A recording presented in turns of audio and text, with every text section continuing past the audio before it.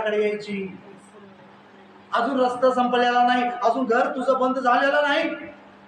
बापाचं हृदय बघा। त्या मुलानं प्रॉपर्टी लुक्स वर्तमानमध्ये आपण बघतो, प्रॉपर्टी घेऊन गेला, सगळं बायामध्ये जुगारीमध्ये उडवलं। शेवटी डुकराच्या शेंगा खायची वेळेला खायला भेटणार, पुन्हा शुद्धीवर आला।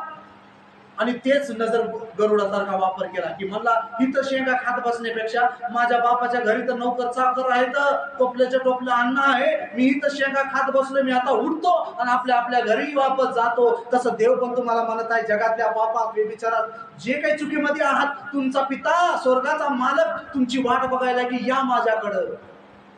हालेलुया। किती बी पापात असाल, किती बी रोगात असाल, किती बिमारीत असताल, डॉक्टर म्हणतील काही आता विलाज नाही, पण परमेश्वर म्हणतो माझ्याकडे विलाज आहे। तू अंथरुणाला बी पडून असशील तर मी तुझा अंथरुण बदलणारा पिता आहे, म्हणा पिता आहे।